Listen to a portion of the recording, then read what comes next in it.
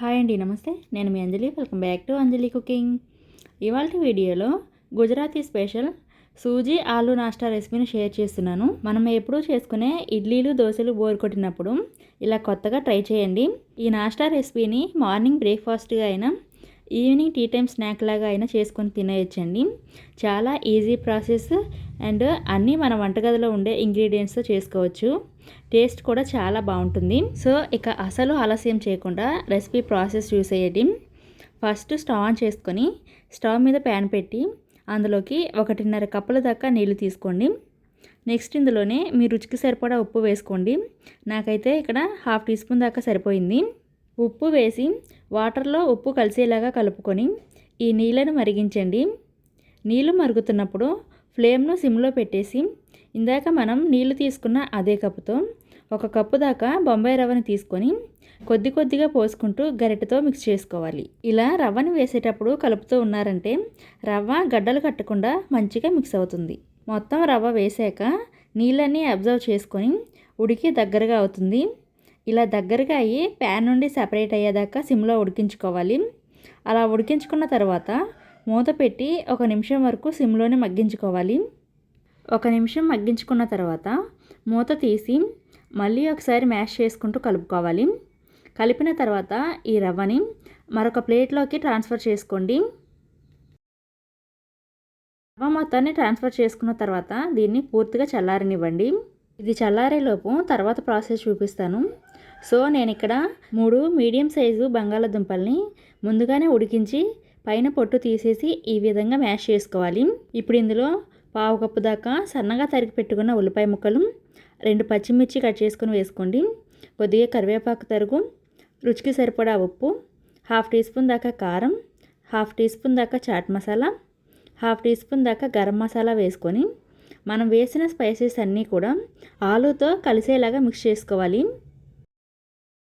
మనం వేసిన స్పైసెస్ అన్నీ కూడా ఆలుతో మిక్స్ అయ్యాక ఈ గిన్నెను పక్కన ఉంచండి. నెక్స్ట్ మనం ముందుగానే ఉడికించి చల్లారబెట్టుకున్న రవ్వని తీసుకొని మ్యాష్ చేసుకోవాలి.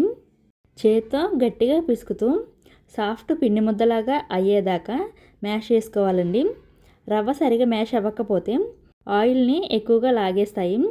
సో అందుకని కనీసం ఒక 4-5 నిమిషాలైనా ఈ విధంగా మ్యాష్ చేసుకోవాలి. చూసారు కదా, ఎంత సాఫ్ట్గా అవ్వాలన్నమాట. ఇప్పుడు ఈ పిండి ముద్దని 4 పిండి ముద్దలుగా డివైడ్ చేసుకోవాలి. 4 పిండి ముద్దలుగా డివైడ్ చేసిన తర్వాత నెక్స్ట్ చపాతీ పీట పైన కానీ చాపింగ్ బోర్డు పైన కానీ కొద్దిగా ఆయిల్ని అప్లై చేసుకొని అలాగే చపాతీ చేసే కర్రకి కూడా ఆయిల్ని అప్లై చేసుకోవాలి. మనం డివైడ్ చేసుకున్న పిండి ముద్దల్లో నుంచి ఒక ముద్ద తీసుకొని ఈ విధంగా రోల్ చేసుకోవాలి. మరి పెద్దగా కాకుండా కొంచెం చిన్నగానే రోల్ చేసుకోండి. ఇలా రోల్ చేశాక మనం ముందుగానే ప్రిపేర్ చేసి పెట్టుకున్న స్టఫింగ్ ఉంది కదా, ఆ స్టఫింగ్ని ఈ విధంగా స్ప్రెడ్ చేసుకోవాలి. ఫస్ట్ మనం ఏ విధంగా రవ్వ ముద్దని రోల్ చేసి పెట్టుకున్నామో అదే విధంగా మరొకటి రోల్ చేసి స్ప్రెడ్ చేసిన స్టఫింగ్ మీద పరుచుకోవాలి. పరుచుకున్న తర్వాత చేత్తో ఈ విధంగా లైట్గా ప్రెస్ చేయండి. ప్రెస్ చేశాక ఇక్కడ నేను ఎలాగైతే కట్ చేస్తున్నానో సేమ్ మీరు కూడా అదే విధంగా కట్ చేసుకోవాలి. కట్ చేసిన పీసెస్ అన్నింటినీ కూడా ఒక ప్లేట్లోకి తీసుకోవాలి. సేమ్ ఇదే విధంగా మిగిలిన 2 పిండి ముద్దల్ని కూడా ఈ విధంగా ప్రిపేర్ చేసి పెట్టుకోండి. ఇప్పుడు ఒక ప్లేట్ని తీసుకొని అందులోకి 2 టేబుల్ స్పూన్ల దాకా మైదా పిండి తీసుకోవాలి. ఇందులోనే 1/2 టీ స్పూన్ దాకా red chilli flakes, 1/2 teaspoon దాకా నల్ల నువ్వులు, మరొక 1/2 టీ స్పూన్ దాకా తెల్ల నువ్వులు, కొద్దిగా సన్నగా తరిగిన కరివేపాకు వేసుకొని అలాగే ఈ పిండి కలుపుకోవడానికి ఫస్ట్ కొన్ని నీళ్లు పోసి ఎక్కడ ల్యాంప్స్ లేకుండా మంచిగా మిక్స్ చేసుకోవాలి. ఈ విధంగా మంచిగా మిక్స్ అయ్యాక మరికొన్ని నీళ్లు పోసి కలుపుకోవాలి. కలిపిన తర్వాత బ్యాటర్ కన్సిస్టెన్సీ కూడా చూపిస్తానండి. సో చూసారు కదా, ఈ విధంగా అయితే కన్సిస్టెన్సీ ఉండాలన్నమాట. ఇలా బ్యాటర్ రెడీ చేసుకున్న తర్వాత మనం ముందుగా కట్ చేసి పెట్టుకున్న పీసెస్ని ఒక్కొక్కటిగా ఇందులో డిప్ చేసుకోవాలి. 2 వైపులా డిప్ చేసుకొని ఫ్రై చేసుకోవాలి. ఇవి ఒక్కొక్కటిగా డిప్ చేసుకుంటూ ఆయిల్లో వేసుకొని ఫ్రై చేసుకోవాలి. అందుకోసం నేను ముందుగానే ఆయిల్ని స్టవ్ మీద పెట్టి వేడి చేసుకున్నాను. ఆయిల్ వేడయ్యాక ఒక్కొక్క పీస్ని మైదా బ్యాటర్లోకి డిప్ చేసుకుంటూ ఆయిల్లోకి తీసుకోండి. ప్యాన్కి సరిపడా తీసుకొని ఫ్రై చేసుకోవాలి. నాకైతే ఇక్కడ ప్యాన్కి 4 అయితే పట్టాయండి. 4 పీసెస్ వేసుకొని హై ఫ్లేమ్లో ఫ్రై చేసుకోవాలి. ఫస్ట్ ఆయిల్లో వేసాక వెంటనే కదపకండి. ఒక 2-3 నిమిషాలు ఫ్రై అవ్వనిచ్చి ఆ తర్వాత రెండో వైపు తిప్పుకొని ఫ్రై చేసుకోవాలి. రెండు వైపులా అటు ఇటు తిప్పుతూ లైట్ గోల్డెన్ కలర్లోకి రావాలండి. సో అలా వచ్చేంత వరకు రెండు వైపులా తిప్పుకుంటూ వేయించుకోండి. మరీ ఎర్రగా ఫ్రై చేయాల్సిన పని లేదండి, ఈ మాత్రం వేగితే సరిపోతుంది. మీరు కావాలంటే ఇంకాస్త కలర్ వచ్చేదాకా వేయించుకోండి. సో నాకైతే ఇలాగే ఫ్రై చేస్తే బాగుంటుంది. ఇలా ఫ్రై అయిన తర్వాత ఎక్సెస్ ఆయిల్ని డ్రైన్ చేసుకొని ప్లేట్లోకి తీసుకోండి.